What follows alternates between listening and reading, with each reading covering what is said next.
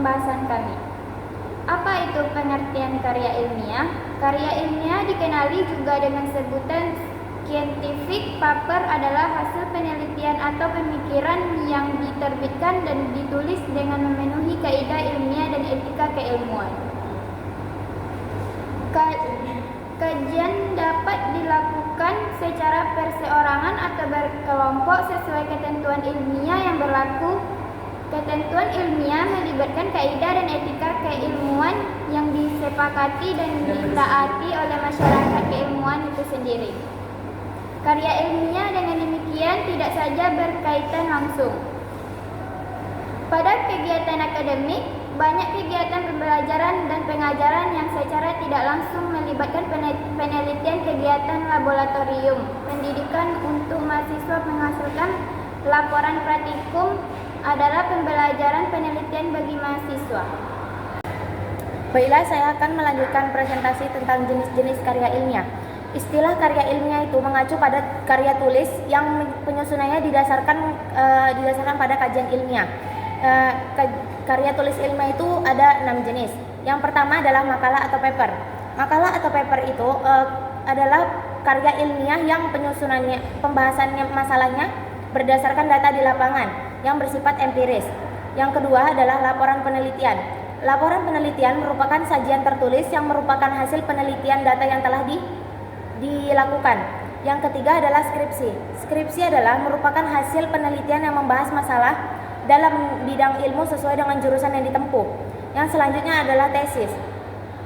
Tesis merupakan karya tulis ilmiah hasil penelitian mandiri. Yang selanjutnya adalah disertasi. Disertasi merupakan karya ilmiah yang dilakukan penelitian mandiri melengkapi syarat guna. Yang keenam yaitu jurnal. Jurnal merupakan karya ilmiah hasil penelitian yang diterbitkan atau dipublikasikan. Baiklah, sekian presentasi dari saya. Syarat-syarat karya ilmiah. Pertama, komunikatif, harus disampaikan dengan uraian yang mudah dipahami oleh pembaca. Kedua, bersifat denotatif.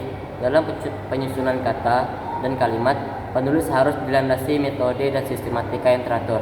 Ketiga, bernalar, artinya sistematis, terdapat kohesi dan koherensi sesuai dengan metode yang berlaku, diungkapkan secara objektif dan isi yang dipaparkan. Keempat, ekonomis, maksudnya kata atau kalimat dalam penulisan suatu karya ilmiah hendaknya diseleksi terlebih dahulu agar tersusun secara padat dan berisi. Kelima, berdasarkan landasan teori yang kuat, maksudnya tidak bisa ditulis secara asal-asalan. Keenam, relevan dengan ilmu tertentu, maksudnya harus dilandasi dengan ilmu yang relevan. Si penulis harus menguasai apa yang akan ditulisnya.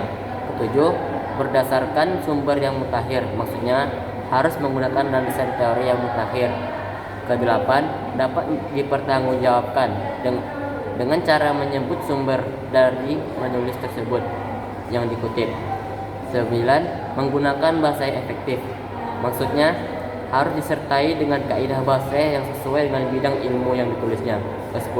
Apa yang dikemukakan oleh penulis dapat dimasukkan ke dalam bidang ilmu tertentu. Terima kasih. Baik, di sini saya akan melanjutkan mengenai sistematis penulisan karya ilmiah.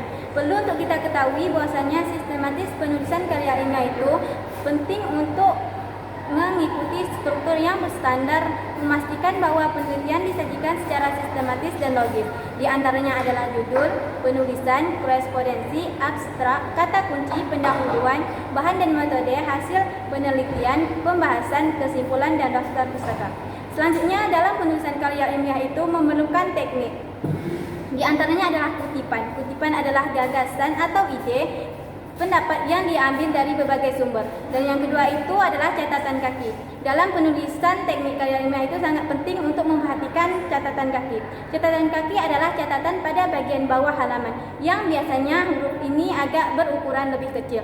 Dan selanjutnya adalah daftar pustaka. Dalam penulisan karya ilmiah itu juga penting untuk memperhatikan daftar pustaka. Daftar pustaka adalah semua sumber-sumber kepustakaan, baik berupa buku, majalah, ataupun surat kabar, yang biasanya diletakkan pada akhir karangan. Terima kasih, sekian